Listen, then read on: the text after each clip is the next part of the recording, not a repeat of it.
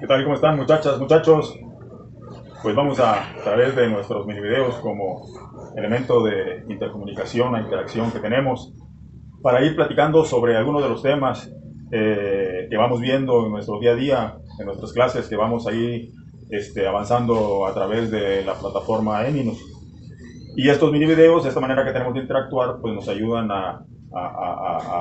pues a mejorar un poco la comunicación, ¿no? Eh, Quisiera, dentro de esta experiencia educativa que tenemos de cimentaciones, que platicáramos un poquito sobre algunas de las fórmulas que les he pedido por ahí, que le echen un vistazo. Hablando de resistencia al esfuerzo cortante,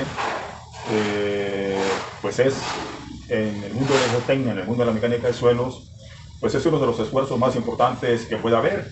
Seguramente si estuviésemos platicando con un estructurista, a lo mejor él piensa en términos de tensión, compresión, torsión, esfuerzos típicos que se dan en el mundo de las estructuras. Sin embargo, en el mundo de la geotecnia, el esfuerzo típico pues es resistencia al esfuerzo cortante. Para esto hay aparatos de laboratorio con el cual se puede obtener esa resistencia que ofrece el suelo, esa resistencia al corte. Hay una serie de interpretaciones que cualquier libro de mecánica de suelos ustedes pueden ver, pero yo quería platicarles un poquito sobre, digamos, la fórmula que actualmente, y digo actualmente porque acuérdense que la ciencia es interactiva, la ciencia va evolucionando con el paso del tiempo, ¿no? Entonces, en nuestros tiempos, la resistencia al esfuerzo cortante que tenemos más actual, más moderna, es, recordarán ustedes, voy a citar, resistencia al esfuerzo cortante, pues viene del inglés, viene S es strength, resistencia al esfuerzo cortante. S es igual a la cohesión, que es función del contenido de agua. Entonces es una formulita de dos términos.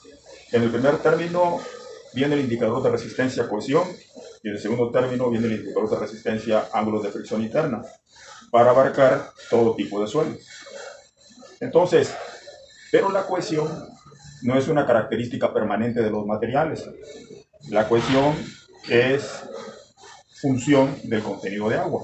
Sabemos bien, por ejemplo, una arcilla en estado seco tiene una gran resistencia y esa misma arcilla en estado húmedo tiene una baja resistencia. Entonces, por eso es que en la fórmula, en el primer término donde viene la cohesión, es S, resistencia al corte, es igual a la cohesión, que es función del contenido de agua, más el otro indicador, que es tangente del ángulo de fricción, multiplicado por los esfuerzos efectivos. Los esfuerzos efectivos es la gran aportación que hizo Terzaghi a la fórmula de resistencia al esfuerzo cortante. Antes de él, otros investigadores pues no habían sopesado bien la importancia del tema del agua. Pareciera ser de que entendían que el agua no era capaz de resistir y de absorber y transmitir esfuerzos. Sin embargo, sí, cuando más nos echamos un clavado en una alberca, nos damos un panzazo y van a ver cómo si nosotros reaccionamos ante el agua reacciona ante nosotros. Ya no permanece inerme, ¿no? Entonces, el agua como elemento líquido es capaz de recibir y transmitir esfuerzos al igual que los sólidos.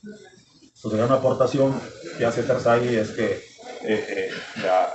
introduce la palabra esfuerzos efectivos, que es la parte que le toca resistir a la parte sólida, más los esfuerzos neutrales, que es mu, y de esta manera, sumando lo que transmite y recibe la parte sólida, más lo que recibe y transmite la parte líquida, nos da la totalidad de los esfuerzos.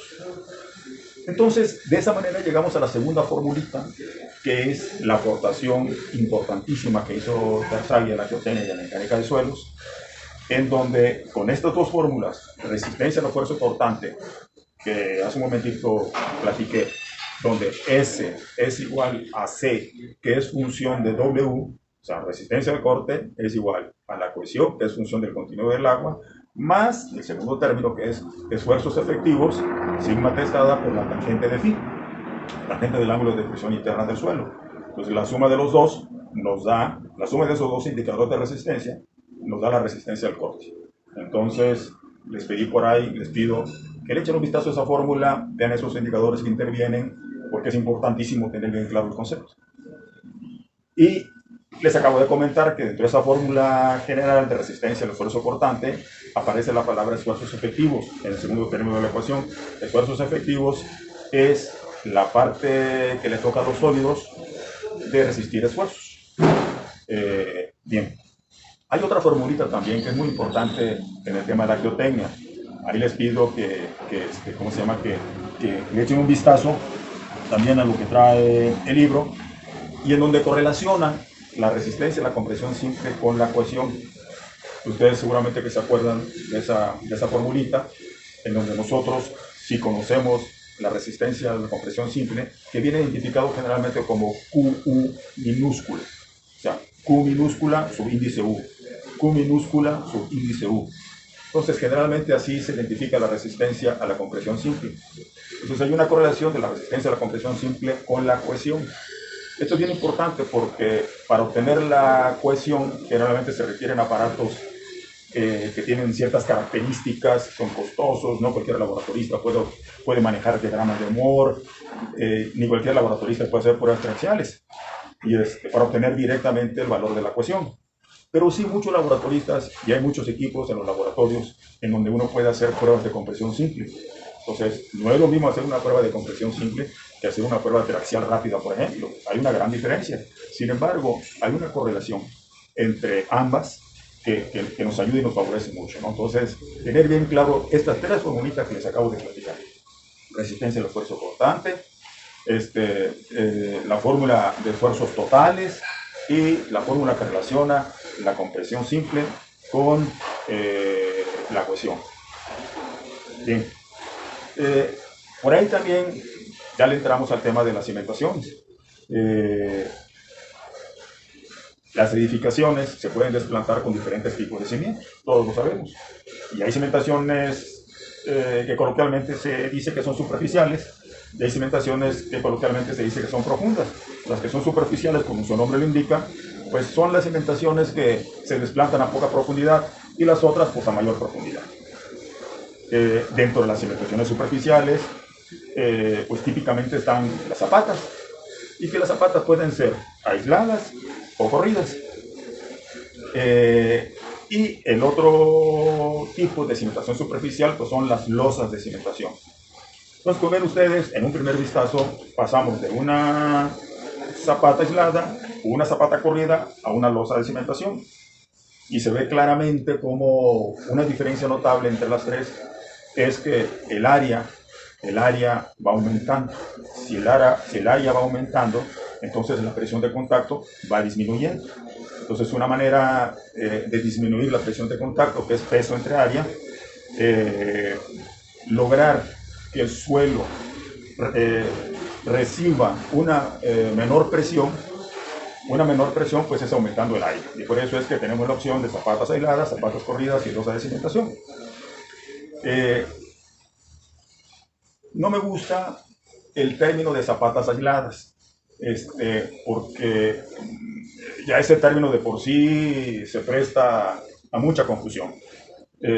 Sabemos perfectamente, ustedes en su clase de estructura seguramente ya se los comentaron, de que se busca mucho, por ejemplo, el trabajo de equipo, se busca mucho el marco rígido. Y el marco rígido, para que funcione el marco rígido, que es una fórmula exitosa en el mundo de la ingeniería civil, el marco rígido, pues tiene que haber el trabajo de equipo de un marco. Y un marco no es un ente aislado, sino que es un ente en donde se juntan diferentes elementos. Entonces las zapatas deben de ir unidas, o sea, las zapatas aisladas deben de ir unidas con unas contratraves. Sabemos que en la superficie, en una estructura, están las traves están arriba y las contratraves están abajo. Las traves se ven, las contratraves no se ven, pero las contratraves están haciendo su labor de unir las zapatas aisladas y hacer que se forme un equipo, se forme un marco, en donde para una situación eventual como un sismo, ese trabajo de equipo puede impedir muy fácilmente el tema de asentamientos diferenciales, por ejemplo. Un asentamiento diferencial en zapatas aisladas es más fácil que se dé que en una cimentación que tenga zapatas unidas con contratraves. Eso nos queda clarísimo a todos. Entonces la recomendación es que cuando a ustedes les toque definir una cimentación, construir una cimentación con zapatas aisladas, no las dejen solitas, no las dejen aisladas, únanlas con contratraves y van a ser el equipo que va a resistir ante una eventualidad como un sismo que acabo de comentar o alguna otra carga accidental muy fuerte, pues va a resistir mejor el tema. Entonces les pido que estudien un poquito más sobre estas diferentes clasificaciones que se dan dentro de las zapatas y dentro de la losa de cimentación, en donde muchas veces, por cierto, la losa de cimentación se construye sobre todo cuando tenemos esos grandes fraccionamientos, no por temas estructurales, sino por temas económicos. Ustedes han visto seguramente que construir muchas losas de cimentación, pues se requiere tener el concreto en camiones premezclado, tener todo bien cimbrado, y en un día uno puede construir muchas losas. En cambio, en un día construir muchas zapatas es costoso porque se requiere mucha mano de obra.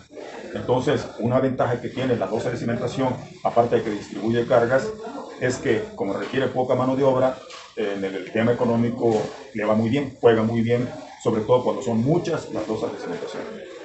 Estudien un poquito sobre esto, iremos adentrándonos, haciendo problemas, pero ahorita por lo pronto sí empecemos a tener claro estos conceptos.